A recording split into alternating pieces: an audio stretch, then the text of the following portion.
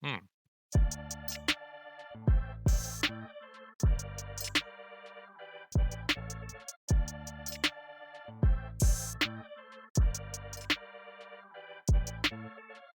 Hey everybody, welcome to 36 Charge, a podcast about competitive Warhammer 40k, the state of the game, and community news. I am Chris Vo, and joining me tonight is Kevin Lieb Howdy, howdy.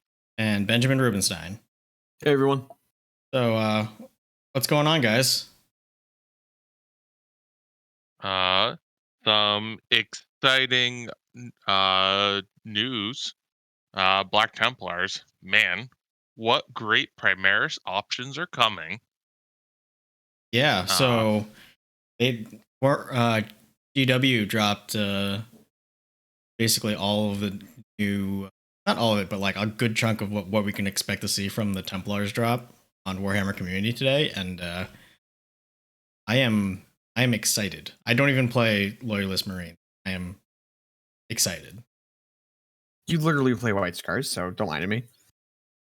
Okay, I do play. But I'm a Chaos player at heart. But this is still super cool, especially because I really love the direction that they've been going in, taking like the old school artwork, the John Blanche artwork, and turning it into models. Yeah, it's pretty cool. I'm into just like, all right, here's this cool iconic artwork that everyone likes. Boom, model, copy pasted from the artwork, and yeah, I'm into that. There's a lot of art in the 40k world where people point at it and be like, I want that as a model. So I think if you pick literally any art piece that you've ever printed for 40k, and you're just like, all right, this is a model now. Like people are gonna some number of people are gonna be happy about that art piece, and most of the art's great. So even people who weren't like excited about that particular art is gonna be like, yeah, that model's cool. Yeah. Also, the knee pad and shoulder design that we already had with Primaris was very medieval armor centric. So like the fact that it's like technically Primaris armor, but it's like almost better Black Templars armor in a way, if you were to ask me. Like it just looks correct. Looks awesome. Yeah, I agree. Especially like the shoulder pads that they have, where it kind of looks like the Mark III armor with the rivets in it. Yeah, but that was part of what set? Indominus. Like the Indominus Assault Intercessors had that rivet shoulder pads too. Yeah, that's true. But I think the bigger news from this, other than cool models, are kind of like a sneak peek at new weapon options we might be looking at for Primaris. So up on the screen now is this guy, this Primaris dude holding a power sword, and then what is called an auto plasma, which is basically an auto bolt rifle with a plasma gun strapped to it. So this is like a Primaris combi plasma where like both halves are assault. Yes. Yes. Okay. Neat. So I have some mixed feelings about the new Black Templars like war gear and things. This one it's like pretty cool. It's a new unique war gear. If it's going to be Black Templar specific, all right, cool. Like auto plasma guns are like the thing Black Templars are known for. Do you want to bring us like, I think it's two guys to the right though, Chris? Motherfucking lightning claws. Yeah, so lightning claws on a Primaris screen is fine. I have no issues with this. Lightning claws being locked to only Black Templars Primaris Marines, which is probably what's going to be for quite some time, I feel less okay about. Because this kit's very clearly Black Templars only. And there's like, yeah, Black Templars Primaris Marines can take Lightning Claws. As we know, Lightning Claws are a really, really good melee option right now. And I don't know how I feel about just like, all right, only Black Templars Primaris Marines can get them with, you know, access to all of the things being Primaris gets you, transhuman, some other strats, you ride in an impulsor. Like, I don't know. I don't like it. I'm perfectly fine with like something like Dark Angel Knights. You're like, all right, they have the Maces of Absolution. This is a Dark Angel's only weapon. Only they can have it. Yeah, fair enough. Sure. That's a cool Dark Angels thing, which is sort of the same reason why I'm cool with the Autoplasma. But then when you do something like this, we're like, here's this weapon option that we know is very good, and we're just going to put it on the best possible platform for it, and then lock that platform weapon combination to a specific faction. That starts feeling gimmicky. Like why are Black Templars the only ones who figured out how to strap lightning claws onto primary screens? That's just weird to me. So we don't necessarily know that's going to be the case.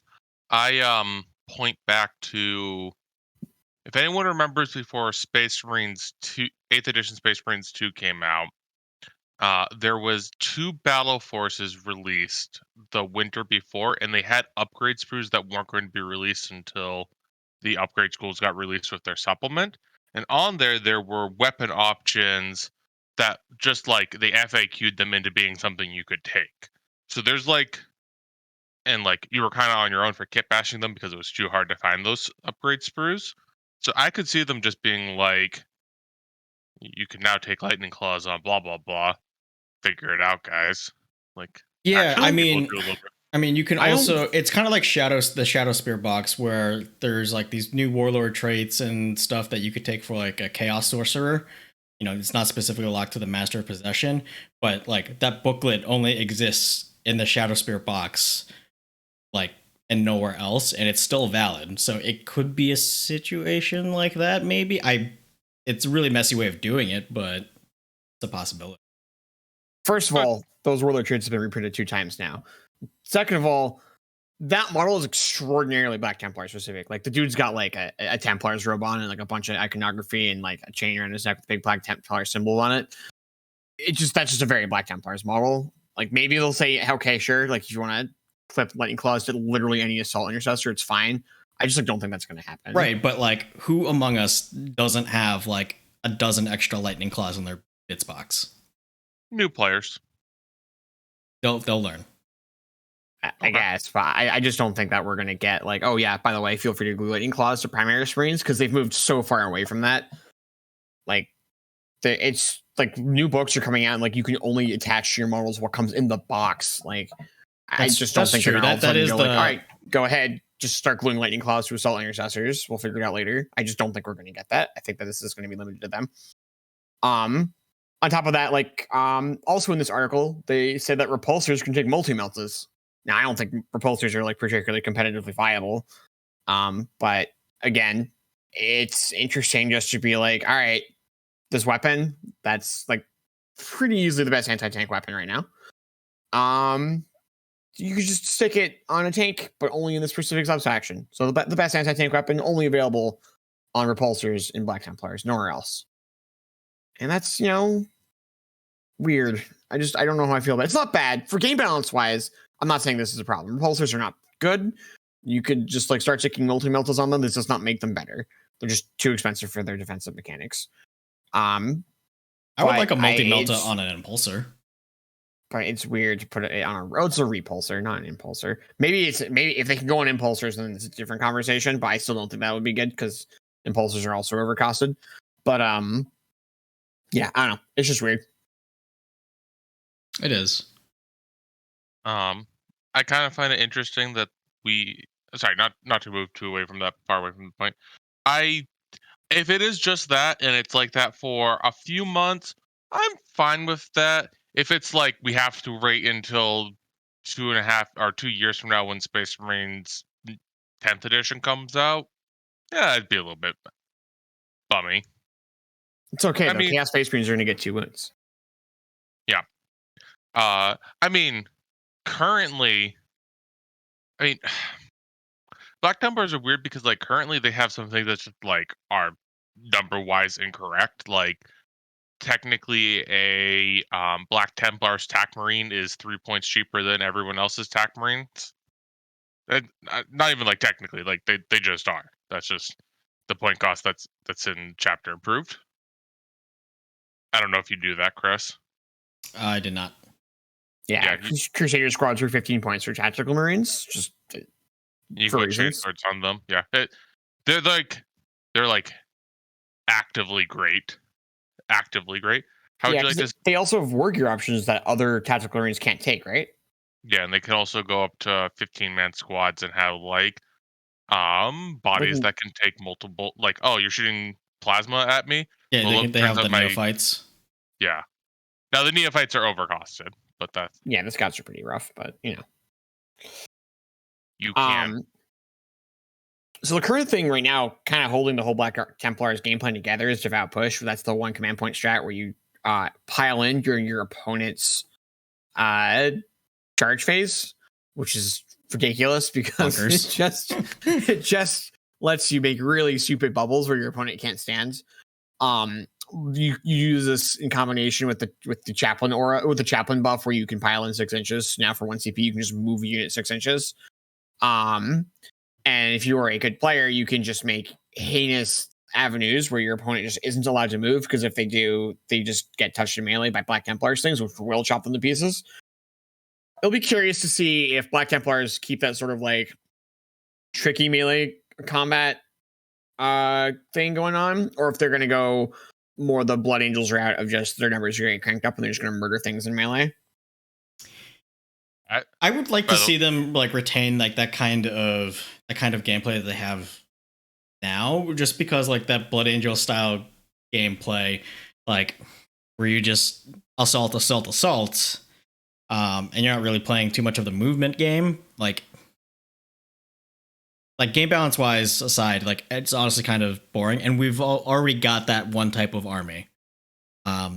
If Black Templars played like Blood Angels, the only reason to play one or the other would be, which one is currently stronger, not which playstyle do you like more.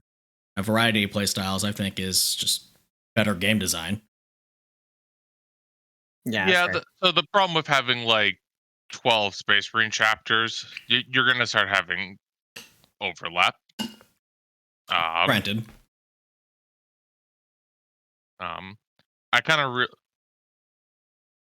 I really dig that they have relics that are just like, here is the relic, here is the bit for that relic. I might also hate that, because that'd be concerning going to the future. If you want to play this relic, you have to buy this upgrade sprue. Good luck. That's fair. Yeah. I don't think we're ever going to get to that point, but I'm looking forward to this codex. I know a lot of people are too. Maybe it'll give Space Marine some more legs under them into the complete nonsense that's happening at the top of the meta. But I think the base cost of them, like, unless some of these weapons or choices are just like essentially free, like, oh, here's 2 points for a lightning claw stilliness, I have a feeling that we're not going to be moving the needle with this release. I don't know if Crusader Squad stay at 15 points. Like, who knows? There's no way they're staying at 15. They've done it so far. Like, there's no reason for them to be 15 points, and they just are.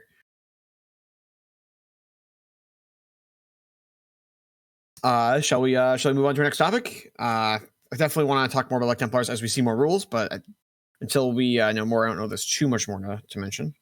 Yeah. Let's move on. So let's talk about. So this past weekend was it this past weekend? Yes. Yes. Sorry, I've been working like 70 hours a week, so like time is just a fucking blur. The Las Vegas team tournament was last weekend. So this is the team tournament put on by Frontline Gaming, and one Art of War.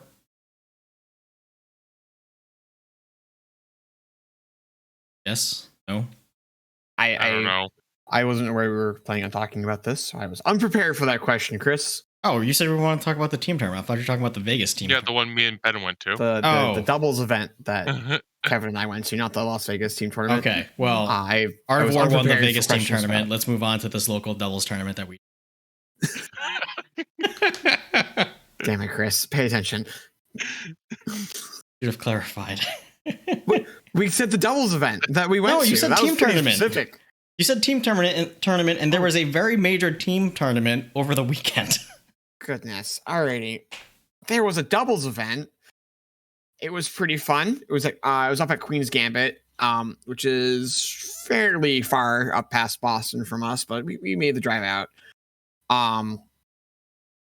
Ex-podcast member Omar got second place. We got third. We lost at the top table by 4 points. And it was very competitive. I was blown away by how tough the teams were. We did not have easy wins on our way up there. Even our first round opponents, who were like new tournament players, still played fairly provisionally. They played very fast. We got through all 5 of our turns in every game, and it wasn't close. Like, we ended every game with like 20 plus minutes on the clock. These 3-hour rounds? Everyone played fast. It was 3-hour rounds. 3-hour rounds. Yep. Our first round opponents, who were definitely the least experienced, we ended the round with 50 minutes left. 5-0, right? Wow. 5-0, yeah. Yeah. And this was 1,000 points each? Yep, 2,000 points, 1,000 points each. So first was a lot of fun. And we had some learning experiences too. Kevin, we've got to experience the orc buggy plus plane list. Because last time you played it was just like all buggies, right? You didn't play against the airplanes. This time we also got to see the airplanes. Kevin, Yes. we've talked about it on air about how ridiculous it is, but now you've played against it. Let's talk about it a little bit more, because my goodness. So that list was half Iron Hands, half Orcs, and the Iron Hands wish they could shoot like the Orcs did. And it was like double plasma Primaris Dreadnought and a Leviathan with twin storm cannons, and it was just like, it was nothing. Whatever. Like, one Orc unit was out shooting the entire Iron Hands half of the army. Yeah. Yikes. Yeah, the orc half was 10 commandos, 10 grots, 3 scrap jets, a Daka jet, and a Wazboom blast jet. Scrap jets are not actually airplanes, which is the thing that kind of always confuses people when talking about this. Is not 5 airplanes. It's 3 buggies with what are functionally 7 las cannons and 3 assault cannons each. Crack missiles rather. 7 crack missiles and 3 assault cannons each.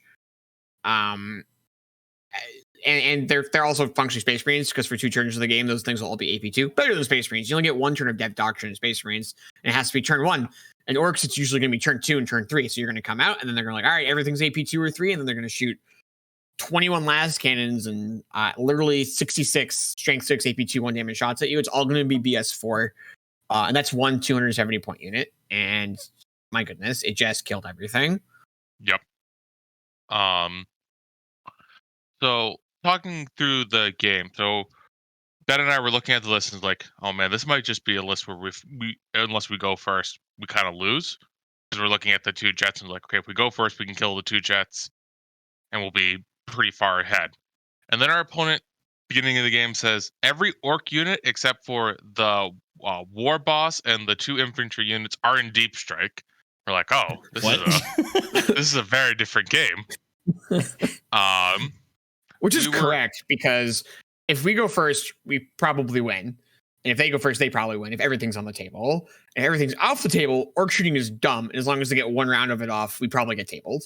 So it's 100% correct to put everything in deep strike. Yeah. We go first, and we have the opportunity to move. I'm playing the super last cannon Contemporary Dreadnought, and we have the opportunity to move it and get line of sight on 2 Dreadnoughts that are hiding in the back. And one of Ben's Vindicators does the same thing. Ben says 6 shots, 5 hits, 5 wounds. 5 wounds. Oh, the Vindicator is just the first Redemptor Dreadnought is just gone. Okay, and then I fire the Super Contemptor Dreadnought into the Leviathan, and actually kind of do an underwhelming number of shots compared to what I'm used to, but still wound it. I played a Storm Speeder kind of as a fun unit. It was able to move up and shoot a bunch of grots that were just standing behind a building also. They moved 16 inches. And this is important because they had so few actual models on the table, and the Iron Hand player deployed in a fortress. Once we killed the grots that were in that corner, they had nothing on their. It was a 6 objective mission. They had nothing over in that area that could get there. And this actually let us, over the next 2 turns, get like a 15-point score where they got a 0-point score, and we barely won. Oh yeah, we scraped that one out, because on turn 2. Or turn 3? No, turn 2. Turn 2. So we had just scored 15 on our second turn, because we had the 3 objectives. They were only able to get on 2. Yeah, 3 scrap jets, the boom jet, the Blastojet rather, and the Dakajet come out of Deep Strike. They kill both Vindicators, every tactical marine, cripple a Rhino, and take out like half of my rubrics. We get rid of the 2 jets and One deal a bunch jet. of huh? We only kill 1 jet that turn. Oh, good. You're so right. We kill 1 jet. The Docker jet's still just like flying around. It comes around behind my characters and kills 2 of them because we're like out of things to screen with. They make a mistake. They charge the buggies at Aramon, who's made himself -1 to be hit. He stuck himself out behind a wall, made himself -1 to be hit, and had rubrics behind himself bodyguard him, so the scrap jets couldn't shoot him because T-Sense have a bodyguard strat. And the scrap jets charge him, but they hit on 4s mainly, so it's 5, so they don't do anything. And then the Black Staff of Armon's flat 3 damage, it's flat 2 against scrap jets, and he just like kills one and leaves the other one with like 2 wounds left. And it's far enough away that he can't consolidate into him and chooses not to. And that's kind of where, and then it goes to us, and we have basically 2 sorcerers to play the entire game with for the next 2 turns of the game. And we managed to pull it out with those 2 sorcerers. Those 2 sorcerers kind of just look at the plane and the scrap jet, kill both of them in the psychic phase, fly over to an objective, kill everything on that objective with shooting, and then we end up scoring like another point of 10, and then they fly over to the middle of the table to score some more secondaries, because the tournament had a very interesting scheme for how secondaries worked. If you took a faction secondary, all of your models were eligible to score it, even if they didn't have the right keywords. So Armon was able to fly into the middle of the table and score Oath of Moments because that's how they decided to rule that. Which was okay. Really dumb. That is interesting. Yeah, they put a drop pod in the middle of the table, so Armon flew over and just like charged it and stuck to it. It was just like, all right, we're scoring Oath of Moments, I guess. It was really good. And they ended up missing. They missed Rod in one of the corners, and that let us win the game by like 4 points. But man, the shooting from those orc models was just like not even close to reasonable. Yeah, I want to maintain they got a 0 on a primary 1 turn, and we got 15 on a primary 1 turn, and we barely squeaked by because once all the orc stuff came up, literally half our army got just like wiped off the table. It was more than half by points. Like we had like 5 units left when they were done shooting. It was ridiculous. We like spent the rest of the game just hiding our models. Yeah, I don't know. The orc stuff was completely unreal. I go back to like that codex is problematic. Like the scrap jets are not a reasonable model, and freebooters is a horrible mistake. Yeah, the fact that first off, freebooters should definitely not stack. So Chris, do you know what the freebooters trait is? Nope. So if any one of their units kills one of your units, their entire army gets +1 to hit for that phase. Yeah, just that phase, right? Yeah, for that phase. Yep. But the way it's worded is like if you kill 2 units, you're +2 to hit. So even if your opponent has -1 to hit, you're still getting +1 to hit. So between Smokescreen and Glamour of Zinch, both my Vindicators were like toughness 8, -1 to be hit. Like these are not easy things to kill.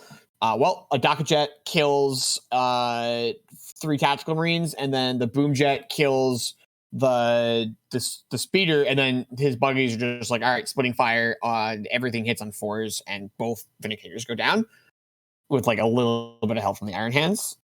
Yeah, it's like, all right, I have like all my defensive mechanics is like don't work, and the way to fire from them is completely unbelievable. Like, and they're definitely designed with the pointed with the idea that they're like bad orc shooting that's like really punished by -1 to hit, and that freebooters just completely ignores that, and that's an issue. That's just like flat an issue.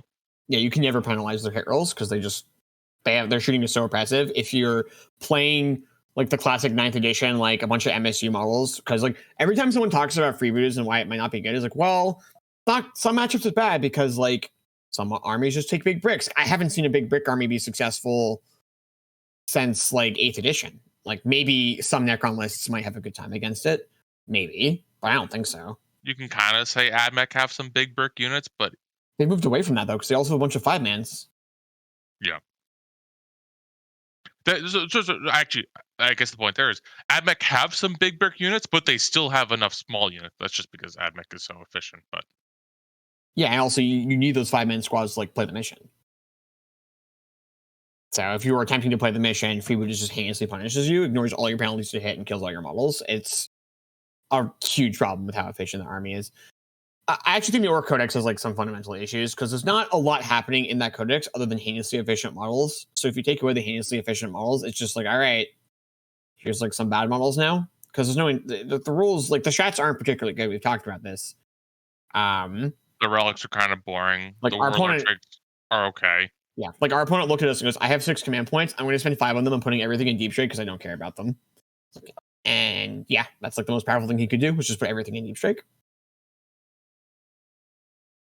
So other than complaining about orcs, it was a good game. Yes. Very, very interesting things happened. We definitely made some mistakes. Like a Vindicator touched a building that I just like didn't need to touch and got itself killed.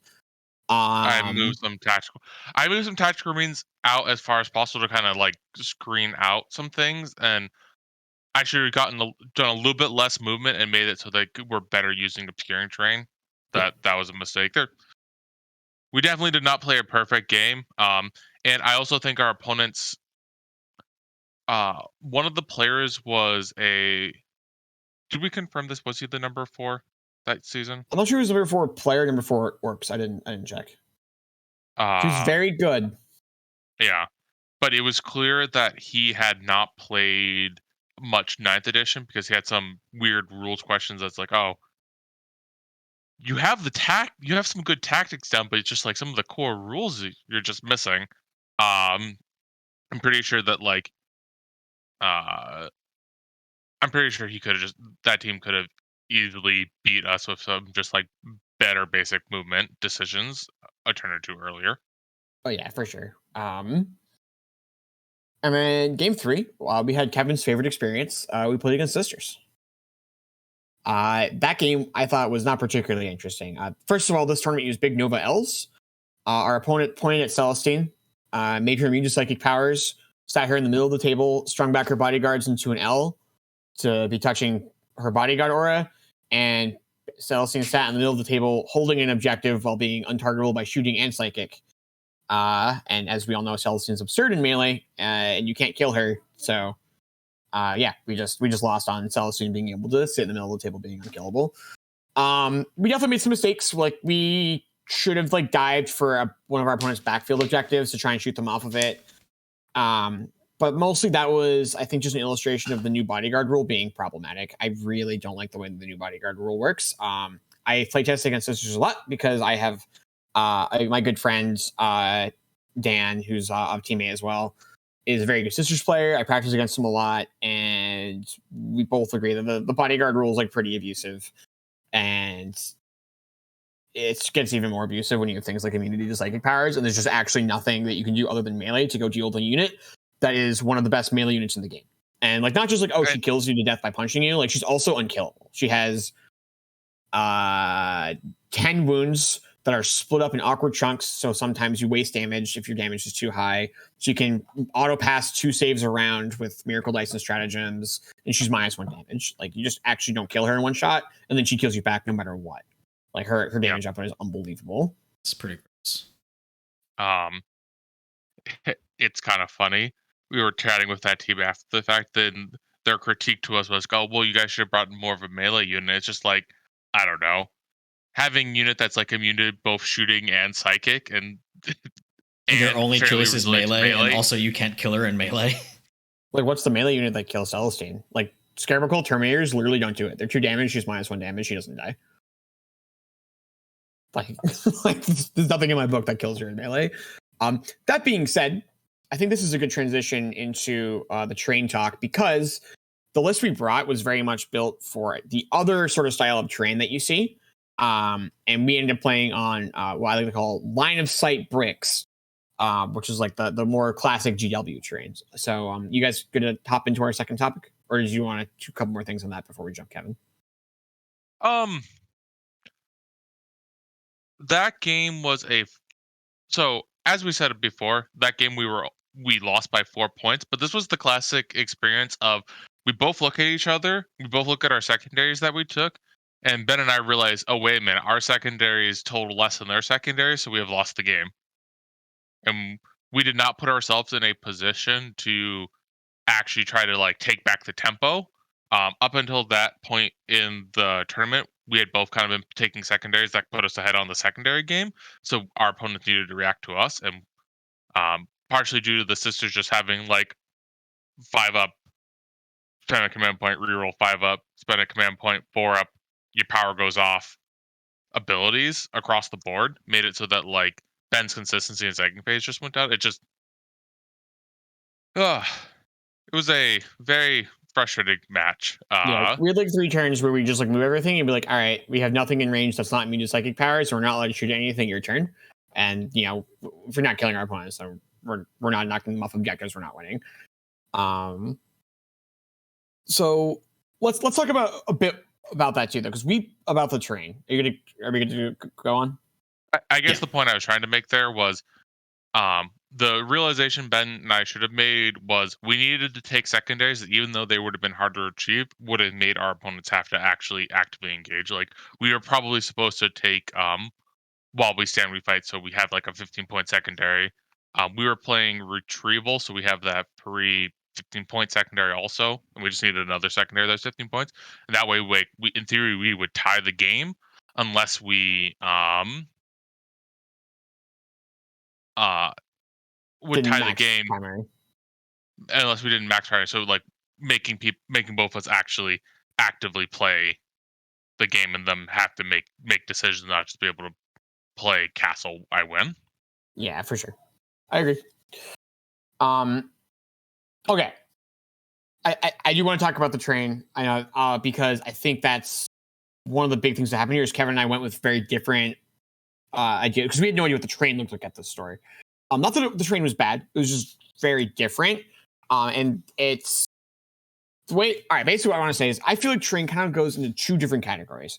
If you've ever played down in like at the Portal or at the Battle Standard, it's sort of the more like classic games, like the classic Warhammer train, but like a little bit more dense than probably you were originally used to play Warhammer on, where you've got runes spaced around the table with some obscuring around the table. Most of the runes are obscured, but not line of sight blocking. So if you're touching them, you can see through them.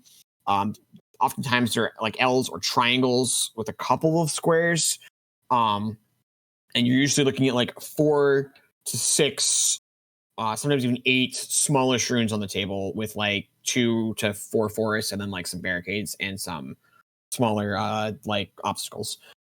Then the other type of train is just like 4 bricks. There's just 4 line of sight blocking bricks that are more or less in the center of each table quarter. And there might be something else, but oftentimes there's actually just nothing. The most extreme version of this is if you've looked at the BFS train, there is a completely line of sight blocking L in each corner of the table with no windows through it. And then a V that is obscuring with windows through it in the center of the table. So there's 6 pieces of terrain with 4 of them being complete line of sight blocking and 2 of them being obscuring and mostly line of sight blocking, with then 2 forests that take up more or less the entire center line with like a gap in between in the middle where the 2 V's are. It's just all line of sight blocking. You can't see anything ever unless your opponent wants to walk out. Most of the missions put all of the objectives behind this cover. That's extreme, but the train at this tournament was putting most objectives holdable from behind cover. Like you could just put your dudes in obscuring and not be seen and just hold objectives for most of these missions.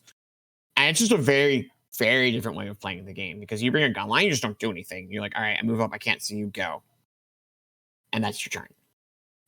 So I kind of have 2,000 Suns lists I've been twiddling with right now. And it's like literally, all right, what kind of train am I playing on? I have my vehicle list I really like. It's the list I prefer. I feel like it's more dynamic. It has more interesting options for it.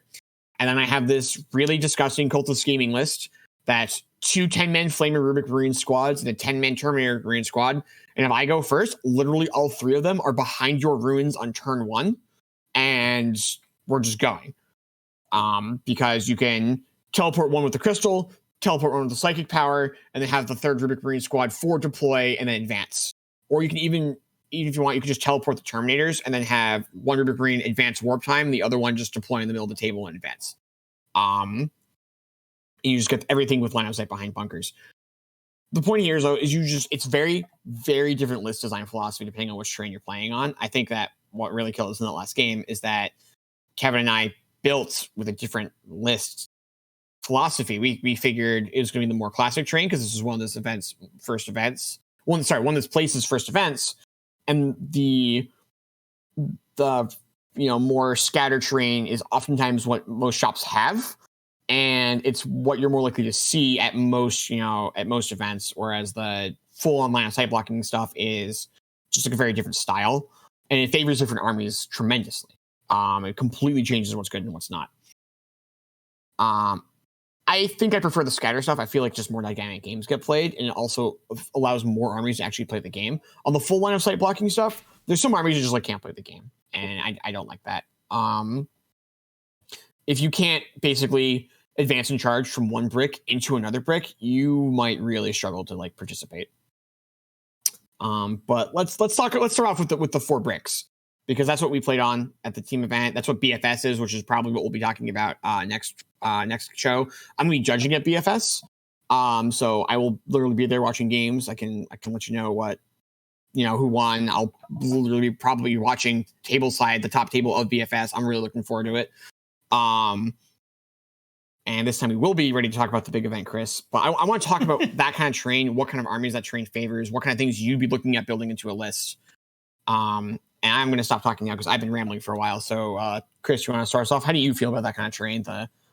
The full-on L's, line of sight blocking, you can push right up into the corner and not be seen through.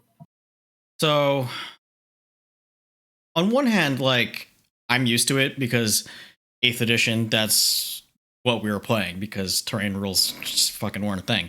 But on the other hand, now that we actually have rules for them, I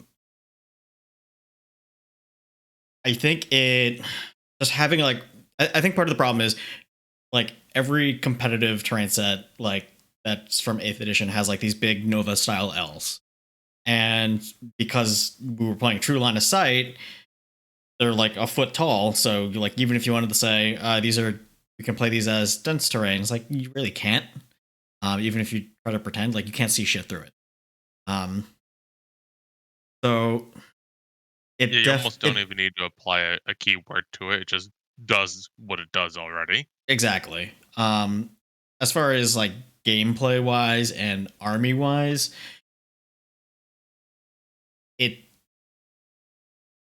on one hand, I like it because it means that there's a lesser chance of you just being blown off the table turn 1, because it's the opposite of Planet Bowling Ball. On the other hand, if you have too much, and I feel if we're talking about the GW US Open style, which is too much, basically turn 1 is a complete wash, and whoever goes second on turn 2, if they tool up to be a salty army, they might have the advantage there, because they're basically going to be able to move up the board uncontested. And not be. Let's not forget too that in the new format, you get 15 points on your primary if you go second on your last turn. This is I've very rarely seen an army score less than 15 on the last turn, unless you're actually just getting tabled, because it's just so easy to score 15 if you get to score after you move everything. Yeah. Exactly. And if you think about that, if we're just saying the first turn is a wash, a lot of armies can't. There are some armies that can kill everything in 2-3 turns, but a lot of armies can't. There are some armies that are supposed to be more resilient. If they're losing a turn of shooting, they're just behind. They're just so far behind if they go first. Yeah, it's one of the reasons that we're seeing Ebb and Shallow Sisters see so much success in this sort of terrain, because they get a free 6 on a miracle die as their first miracle die. So if they go first, they can take a unit of Repentia and do the Repentia Superior buff and just throw them actually 30 plus inches, because they move 6, they advance 6 is 12, And then they charge. All right, so they can it's like 20ish inches. So they can usually make it from one brick into another. And same deal with the rhinos, right? The rhinos can like scout move out, and then people can get out of the rhinos and then sometimes can charge. And same thing with like that's why sisters are interesting, is because sometimes they can just get into a bunker on turn one if they go first, and they're not losing their first turn. Same deal with like Admech, they can just like teleport bricks around, and they're just like, all right, teleport 20 Skitarii into your bunker and just blow it out. And like even if they're not getting into the bunker, well, now you're obligated to screen them out by sticking stuff outside of the bunker to prevent them from getting over onto the side of it. All right, well, if I go first, I'm just gonna get to shoot that stuff, so I'm not wasting my first turn. You have to like force your opponent to be either deploying out of a bunker or to be able to dive into a bunker on your first turn. Otherwise, if you ever roll to go first, you're just in so much trouble. Yeah. Sorry, go ahead, Kevin. I personally, I'd be interested in trying a few games with Nova L where Nova Ls actually didn't have any rules, like they were just solid walls, and you actually had to like, even if you were infantry, you had to move around them. The fact that you can just kind of like phase through that wall kind of makes them silly. You don't like the fact that they're breachable? Yeah, breachable. Do you think flyers should still be able to go through them, like flying models? Yeah, keep in mind that I mean, unless I'm mistaken, I believe flies for terrain still only works in the movement phase. You are correct. Yeah, you can't charge through them. Or heroic intervene or blah blah blah. Yeah, this is one of the things that I was talking to a couple of people who were thinking about bringing Chaos to BFS, and they're just like, well, you just can't bring like the Nurgle Plague Fly list because the Plague Flies can't get through the buildings. They can move through the buildings, but if your opponent just like puts their models in such a way where like you can't fit a base inside the building, like you can't move movement phase into the building, well, you're not allowed to charge into there either because you can't charge to the building. They don't have the right keyword. They're cavalry. Beasts of Nurgle can go in. They're beasts, but you know they're not fast enough to really make a threat that early. Yeah, my only thought of that is like things like Sisters Zephyrim just become even more abusive because they can just go through walls and over walls. Yeah, but not in the charge phase though. So I guess they couldn't go into the enemy bunker. Yeah. Okay. Yeah, that could be interesting. I mean, because there's no rule that like every train piece has to have a rule. That's fair. Yeah, that'd be a wildly different format. But I mean, does it solve the problem though? Because like, what are we complaining about when we dislike the elves, right? It's just like, well, I really dislike them with the new bodyguard rule, which I think is a heinous mistake because you can just have characters sitting outside them doing stuff. I did it in the tournament. I had multiple times where I just like put Armon outside of a wall with rubrics inside the wall, and Armon was just like, I'm going to throw some mortal wounds at you and sit right in front of your whole army and not die because you're not allowed to shoot at me because reasons. There's rubrics behind me in this building, I promise. That's why you can't shoot at me. Because there's a 1 CP strat where you go, all right, rubrics can bodyguard for a character. So there needs to be some sort of rework on the bodyguard rule. The old bodyguard rule was fine. Like where the bodyguards just like take the damage for the character. Yeah. The only reason it's gone is because there was like a bunch of arguments like, well, how does it work with you like field no pains and stuff? And rather than like trying to write a rule for that, which would have been super simple, which is just, all right, roll for the bodyguard rule. If you fail your bodyguard rule, you get to take your field no pain afterward. Like that's just what the rule should have been. GW could have just written that rule. It would have been a little complicated, but frankly, only very competitive players are really using bodyguards anyway. So like they should just know it. Like it's not hard to just write that rule into the game. Instead, they wrote this stupid thing that says you just can't shoot at the character, period. And we've already had that rule with salamanders, and they had to add 20 caveats to it because it was broken. And now they've just reprinted that rule, but not the caveats. So now you can just do all the broken nonsense that we were trying to do with the salamanders version of that when they first got printed. Where it's like, all right, characters are hanging out outside. You're not allowed to shoot at them. I totally forgotten about that stupid salamander shenanigan. Yeah, it's literally that rule, except they fixed the salamanders version. The other unit has to be an eligible target now. And they didn't do that for bodyguards. And the bodyguards need to be an eligible target because Celsi is the most egregious offender because she can basically leapfrog back with her Gemini. So she can be a full 10 inches away from the unit that's bodyguarding her. because the back Gemini can be 2 inches. So it's 6 inches between the Gemini. It's like 9 because like her bases are just under an inch, but like and then there's 2 inches between every base. So it's like 6 plus just under 3. It's like 8.5, 9 inches that she can be away from the nearest bodyguard, and she's untargetable. Just like hanging out in the middle of the table with a 6-inch stroke intervention range, so you can never get anywhere closer or interact with her. But like Celestine's an egregious offender, but like even just like a Rahadi on a disc, he's throwing like 15 plus mortal wounds. And he can just like walk outside of a building and just be like, I'm doing that. And unless you're in range to charge me, I can just sit out here and be untargetable for 1 command point. Like, that's not okay. There's nothing in front of them. You're not allowed to shoot. Yeah, that's pretty gross. So I really, really want GW to just revert it back to like, all right, the character gets hit, they just pass the damage to the bodyguards, because that's fine. If I'm allowed to, like, Celsius got better defensive profile than Sacrosanct's. Not significantly better, but it is better because she's -1 damage. And if she just like passes the damage to the Sacrosanct's, I think that's fine. Like you pummel your whole army into her, you will eventually whittle down the people behind her, and then eventually she'll actually be taking the damage.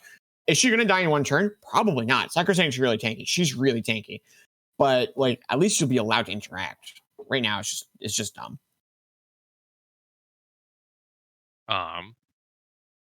There's a theory that because custodes, all their non-characters are going to get bodyguard rules just because they come in 3-man units, and the rules as written say you can't character block unless you're 3 or above. So it's very easy to just turn off the character protection rule. So there was a theory that custodes are going to get permanent bodyguard on all their guys. I'm just like thinking about if it was just literally free, all your models had it, how silly that is. Characters. Yeah, I could just see a list for just like you got a couple guard in the building and a bunch of characters hanging out with like, because some of the characters can take bikes with like real guns on them. Yeah. But that's more of a complaint about the bodyguard rule than this like particular training. So obviously the armies that are like doing the best in this training feature are sisters, because they just abuse the crap out of the bodyguard rule. I also think that AdMech do okay with the airplane lists, but they don't get to do like the Skitarii, like hundreds of Skitarii with a bunch of chicken walkers, because the chicken walkers are kind of useless on this train. Like they're just not going to get to see the things they want to shoot at, and people aren't bringing the sorts of things they want to shoot at except for other airplanes. But all the scouts, all the Skitarii, those things are all great. What are the lists do really well? White Scars, because they have the speed to come flying out of a bunker and into another bunker. Yep. And still be able to do things. Yeah, and then like just super durable lists, because super durable lists oftentimes sort of falter on turn 5. But if turn 1 nothing dies, well, your opponent has lost a turn of interacting with you, and now you're just going to be able to win the durability race because they've lost basically some of their runaway space to get enough of your models off the table to start scoring points. So if they go first and they whiff their first turn, you're just in the driver's seat for the whole game. So things like Death Guard or Beast of Nurgle spam, stuff like that. We got some beasts. I feel like the problem is every piece of terrain you use has different extremes with it. Like you become to like just pillars, and all of a sudden it just feel like you're playing on Planet Bowling Ball, and then you get to the Battle for Salvation extreme, where it just feels like if you're not doing melee, you're not competing. And I feel like with how rapid the game's changing, like, because if you think a year back, we were all in melee Marines are the best option, and now we're in AdMech shooting, Iron Hand shooting, is really orc shooting is really like the place to be. The meta switch, and as a TO, like I have to imagine, like if Battle for Salvation were making terrain, they're probably going to be making terrain based on logic 8 months ago, right? Like it takes a while to make that much terrain. You don't just do it overnight. Some of these longer running tournaments just have like multiple sets of terrain, and they can just like all right, we're running it on the line of sight blocking stuff this year because shooting's good. I know BFS has been running for a while. They might just literally have enough that they're like all of the ruins this year, but I don't know 100%. I know the story there. I'm just showing up to enforce rules. I haven't really done anything with the organization part. How did you get roped into judging BFS? The head judge asked me. They're like, we need another person, and you are rule savvy. We would like you to come and help if you're available. And I said, that sounds like fun. So I'm doing it. Cool. Yeah. Do you have are you gonna wear like a pocket tee or a pocket polo and carry red and yellow cards? I am getting a ref shirt. I'll send you a selfie. Can we get you the cards? I don't know if I'm getting literal cards, but I will certainly be part of those decisions. Red cards are where the budget dropped off. It's just Yeah, I mean, I would on red, no like cards. to use no red cards. Yellow cards are pretty tame, to be honest. Like you can get a yellow card fairly easily, without it being like an egregious game error. Like you submitted a list wrong, something had to get moved from one attachment to another. You submitted a list late. Like, there's lots of ways of getting a yellow card. That's not just like you're a bad actor. Red cards are a thing I would hopefully not have to give any out, but I am willing to if true nonsense happens. We'll see. I'm not really planning on airing dirty laundry on the podcast, so if red cards do get out, probably not going to talk about that on air, just to keep things more professional here. But I'm sure you'll hear about it on the interwebs.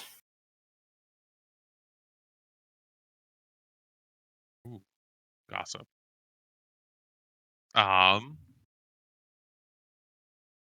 Let's talk about the. Yeah, go ahead. Sorry, go ahead, Kevin. I was wondering, would you be interested in doing a quick switch back to the duos tournament and comment on what it means to be a casual event and what, if you were TOing event, what you should or should not do? Oh, like casual events and stuff like that. Yeah, so we did have. I don't want to complain too much about the store because the event was pretty well run. Like, lots of time. Rules were enforced as far as I could tell correctly. Like, we had 2 rules disputes come up, and the TO came over and made the right call both times, which is always a good sign. Couple issues was the big one was it was marketed apparently in store as a casual event, but there wasn't really much of that externally. So there were some real ringer lists that showed up, including us, because we just saw 2K doubles event, and there was nothing in there about like we're doing this for a bunch of new players. So we've definitely brought kind of a murderous list. We gave our first round opponents perhaps not the best time, which is super fair because they showed up being told like, oh, this is our new players casual events, and then round 1 they had to play against these 2 bozos, and we brought a really murderous list that just killed everything. They had no idea what Thousand Suns did. They charged a bunch of assault marines at us turn 1. Oh no! And my psychers killed like 20 wounds of marines that hadn't quite made it across the table in the psychic phase, and they kind of just looked at each other like, what was that damage output? Like how does he do like 6 mortal wounds with 1 power? It's like, well, he beat your toughness with the D6 that he's allowed to reroll, so you take 6 mortal wounds now because and also I'm going to spend cabal points, so it's just like +2. So my first psychic power did 7 mortal wounds to an assault squad, and it was just like, yeah, every guy casts like 5 power, so like let's just keep going. And that stinks. That's not a good experience to have as a bunch of new players. I don't think I would have driven an hour and a half to 2.5 hours to go to like a more casual event. If it was like 45 minutes down the road, I absolutely would show up to a casual event with a casualist that couldn't win. But I would need to be told that. There was just no advertising for that. And the other thing that was a little awkward was the pricing structure. It was a casual event, and they only paid out to first place and best painted, and that was the same person. Oh. And they didn't stop duplicate prizes, so they just handed out all of the prizes to the top team in their casual event, which is just like, that feels bad. The way you make a casual event, because I'm running a casual Warhammer League right now, is you don't incentivize winning. So my casual Warhammer League has literally no prizes for winning. Like, you actually could win more money losing every game than you could winning every game. The only prizes close to being the prize for winning a bunch of games is the most improved, which is just going to be the person who's improved the record the most from the previous league. And that's like the closest to to being like about winning. And then everything, and that's not even a big prize. That's a small prize. Everything else is a raffle, because that's how you do a casual thing. Just, all right, like really the goal of a casual event is to get people to show up and play. So the incentive shouldn't be to win. The incentive should be to show up and play. If it's a tournament, then just do everything as a raffle. Give first place their their entry fee back, maybe, and then like call it a day there. Battleground does a great job with this because they do most of their prize money out as raffles and the most fun and the best sportsman. Like first place gets money, but like best sportsman is literally worth more. Tied. So yeah, it's actually tied. Is it tied? Oh, okay. Yeah. So Battlegrounds pays out to like top 3. Then best sportsmanship ties first place, and then there's a best painted prize. Best painted is, I think it's like, around like third. It's right around third place prize, and then last place gets set a deck. Yep. Yeah. Omar, the our previous podcast ex-host, actually went undefeated in this tournament and did not get a single prize. Jesus Christ. Which, first of all, first time he's gone undefeated in the tournament, so shout out to him. Great job. He was really excited about it. He brought a pretty killer list. Space Wolves.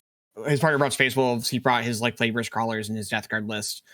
But yeah, I don't know. That just feels bad. Like you shouldn't be able to go undefeated and not get a prize. You shouldn't. My opinion, you also shouldn't be able to lose on the top table and not get a prize. But Omar and us and our team both, he went undefeated. We lost the top table. It is what it is. It's growing pains. It's a literal first event. I don't want to complain about it too much because again, it was good. Like I had fun. The train was like pretty good. So you're using the word complain, and that wasn't actually what I was going to do. These were recommendations, so future events could be better because I can understand conceptually what happened. It's not crazy. Like the idea of not doubling up prizes is not something you learn until that person is probably getting like 3 emails saying like, why did all the prizes go to the same person? Yeah, and from what I understand, this was the TO's first event, so right. But that's why you give feedback. That's fair. That's fair. No, yeah. But yeah, and the other thing is like I would have brought a different army had I know what the train was about, but that's on me, right? I could have just been like, hey, what's your train look like? And I just didn't send that email. So that's more of a lesson to myself. Where like if I'm going to a new store, I should probably just like email it to you and be like, can you show me a picture of your average table? And if they send me 4 bricks, I'm like, all right, Kev, we're breaking out the Terminators and the flamethrowers. Because it's just a different list. I do not want Vindicators on those tables. They're terrible. Not terrible, but they're not optimal there. Do you want to swap over to our other type of terrain? The other type of terrain where it's mostly just scatter type stuff. Well, it's not scatter terrain as in like dense, but like it's much smaller pieces of terrain and a lot more terrain. Usually you've got a lot more weaving in between buildings, jumping from building to building.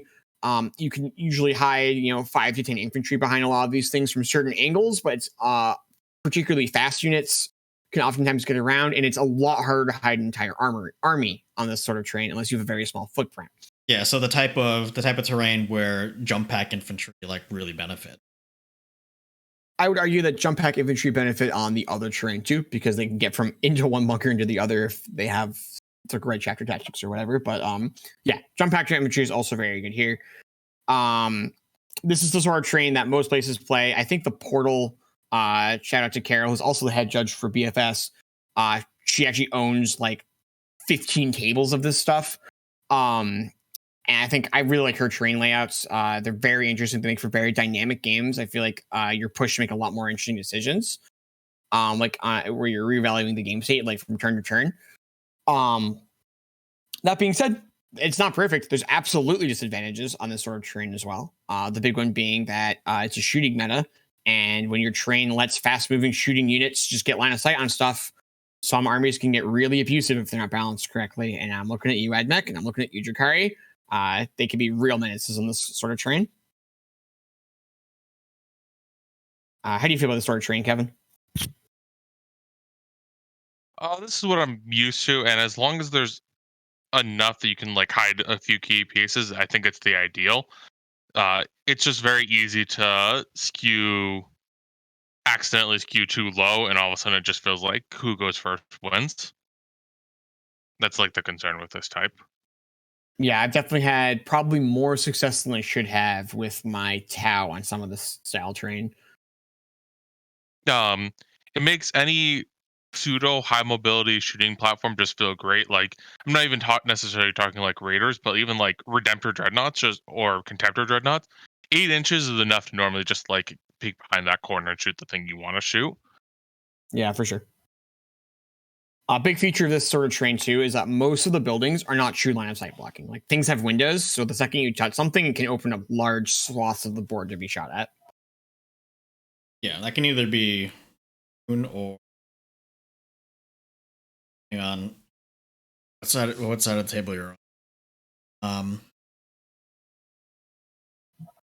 Yeah, so that's the type of terrain that I mostly have experience on, that I've mostly played on, and I don't know. I don't know if I prefer one or the other. I feel like this type of terrain is definitely easier for my shooting platforms to be more, I guess, more maneuverable, more Playable. playable, flexible. Yeah, because I just touch the thing and I can see through it now. And if I don't want to be shot through it, I just don't touch it. Whereas the other one, like I have to clear the building. Yeah, BFS, I feel like I just wouldn't want to bring anything that shoots more than 24 inches. You're just not going to have line of sight. There's no point. I like this sort of training more for shooting platforms. Not that they can see the whole table and shoot everything, but even like slow moving shooting platforms, you could just put them somewhere and just be like, all right, it's a threat. Like if my opponent puts stuff in this firing lane, I can now see it. Or I can put it behind a building and like like these are the firing lanes I can threaten with this piece. So shooting platforms absolutely do more. I've definitely noticed a lot more vehicle heavy lists on this sort of terrain. You see a lot of like hybrid shooting fighting units, dreadnoughts. There are a lot of dreadnoughts in the less portable GT. I think they benefit a lot from this sort of terrain because they're just small enough that they can hide from a lot of things behind certain pieces of the building, and they're fast enough that they can get line of sight and oftentimes declare charges from surprising angles. Because they move 9 for whatever reason. Absurd. So yeah, the only concern with this sort of terrain for me is like right now in this moment, the dumbest armies are Drakari and Admech, and they play best on this sort of terrain. Drakari can do very well on the BFS style terrain as well because they can just get from one bunker to another in a single movement. With certain units. But I mean, I would make an argument that some of the AdMech units, either be it via teleportation shenanigans or just actually having high mobility models. They can only teleport once per game, though, so it's not like if they send their one Vanguard unit into a bunker and they kill some dudes in there, like the Vanguard unit is going to probably get wiped out, and then they are playing a fair game with like 6-inch movement infantry. Drakari can be a real menace on the BFS stuff, but on the like more scattered, like less dense, like less line of sight blocking terrain with more ruins that with true line of sight, Admech and Drakari can be like a real menace, and that's more of a balance issue though, because I feel like if our meta wasn't in a place where we have two like S tier shooting armies, I would just want to be playing on the scattered terrain all the time. But because those armies exist, I look at the BFS terrain and go, this isn't the worst idea. I say 2 S tier shooting armies. I'm putting orcs up there too. I think orc buggy lists are also just like beyond the pale in terms of the amount of firepower they can put out. So with those 3 armies up there, just like being unbelievable in shooting. Well, Drakari's not unbelievable in shooting. Drakari's good at shooting with also very powerful melee backup. But Admech and orcs just need to get toned down. And once they do, I'd definitely rather be on the Scatter train. But for now, you could convince me that BFS style train is how we should be playing competitive Warhammer. Oh, I'd agree. How do you guys feel about it? I'd agree with that. And again, it's not because one is better than the other. I think it's more just a symptom of Drakari and Admech. So it's awkward because you might like a tournament where they mix and match it, right? So like you don't know, and you have to bring something dynamic that can kind of handle them all. But then you'll get those weird situations where it feels like, oh, I rolled into the BFS terrain, thus I lost because my army was like, let's say like the super heavy BSF terrain, and there's like different shades, and now I just lost because I rolled that particular map, and that feels bad. Feels like you might have lost just due to a random map roll more than anything. So we don't want that to happen because that kind of feels like it's defeating some skill in the game. So it's that presents the argument that you want them all to be the same, but then you get super skews. It's not. I guess the point I'm trying to get to is not an easy solution. I think I would still rather the scattered and have to deal with the epic and Drakari because I think those can be fixed by a points fix.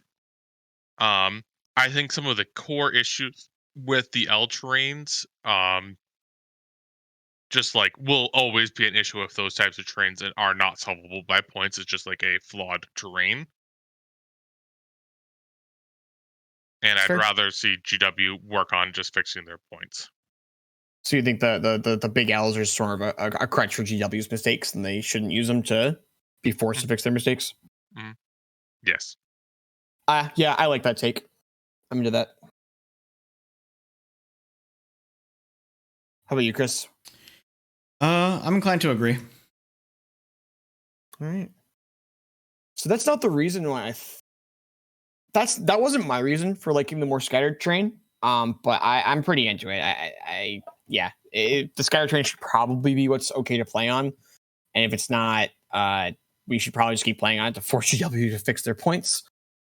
But we'll see. Right? What's our next chapter approved? When's our next big FAQ that fixes armies? So there are unofficial there's not a guaranteed one, but in theory there would be one in December. Sure. Because they haven't. I remember in 8th edition they used to talk about how there was like a big FAQ midway through the year and then chapter approved.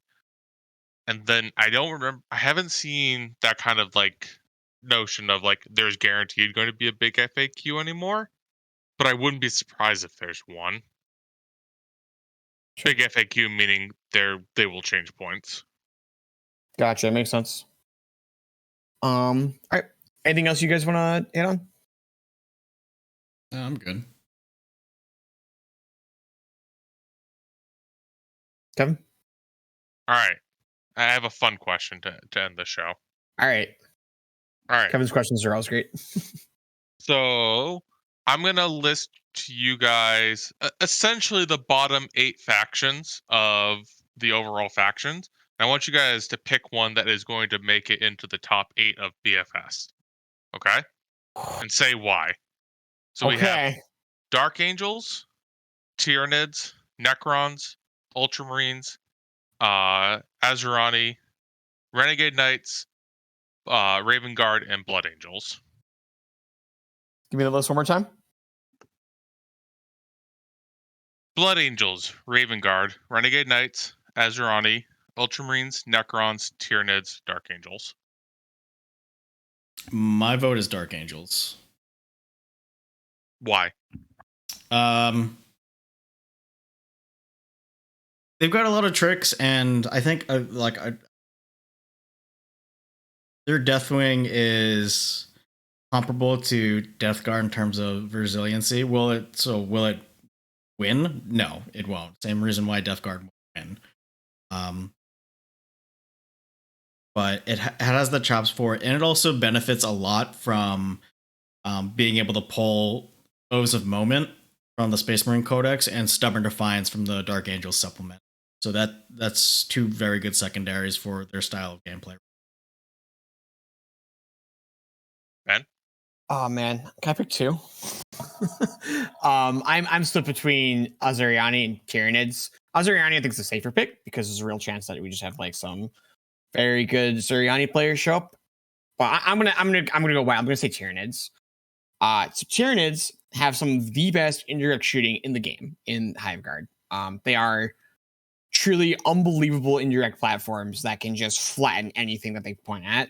And on terrain where you can never see each other, being able to shoot what is like very close to just 6 crack missiles every turn, is that don't need to see you is really, really good. On top of that, their big issue is that they're super squishy. Like they get touched and they explode. Well, everything is just like completely blocked off by line of sight, so that's not a problem. On top of that, they're unbelievably fast. This is an army that can absolutely get from one bunker to another. Because they have lots of ways of double moving, and in Kraken, you can double move and double an advance roll. So you need like Gene Stealers, even like Hormigauts for a couple command points can just like make it from one bunker into another and just nab objectives out from under other people's feet if they're not super careful about their movement. So on top of that, you can just like take engagemental front with said Hormigaut units and like gargoyles and things like that. I don't think it's going to be very killless. I think they're going to be like a couple Hive Guard to be range threats, and then they're going to take a bunch of like garbage Gribble units and just throw them out of the bunkers every turn and try to just like score a bunch of secondaries with them. With like probably the Swarm Lord in a bunker, and I don't even know if they bring like another monster. They probably just like bring a bunch of infantry after that. And that's just like a list that I feel like has a chance. I don't know if it's great, but they're very interesting. I think a list submission is actually today, so after today, we'll see if a Tyranid list is capable of winning. But that's my wild pick is gonna be Tyranids. My wild pick is gonna be melee Necrons. What the fuck? Yeah. So we've had 2 tournaments, especially the one where people were able to place terrain and like the Necrons had like super good walls they could move up. The Necron player performed incredibly well in that tournament. Necrons have some fast moving units that can get from place to place and be able to kind of just like snag objectives with like these very annoying OPSEC units that OPSEC units. And if they can really focus in on the melee aspect, I think they will do quite well, and that is going to be my sleeper pick. Yeah, I can see it. That being said, all of these are the bottom 8, near bottom 8. There were a few I didn't include that I don't think had a chance. So we're probably all wrong, but we had a wide enough breadth of options, though. Perhaps one of us will be right. No, I like the thought experiment. I like the thought experiment because it's very wildly different terrain, so we could see huge shakeups in the meta for sure. Yeah, I'm excited to see which one of us gets closest. So if any bottom tier Space Marine faction, do you win, Chris? No, it has to be Dark Angels. No, must be Dark Angels. Okay. Because you listed Ultras and Blood Angels too. Yeah. I'm actually surprised here too. Yeah, I was surprised no one said Blood Angels. I think Blood Angels is more likely to make it than Dark Angels, but I didn't want to say a second Space Marine faction. And also, I think I'd rather love Craft Worlds is a good I'd pick. rather see Tyranids be successful, but Craft Worlds is a good pick though, because like there's the skill ceiling for Craft Worlds is just very high.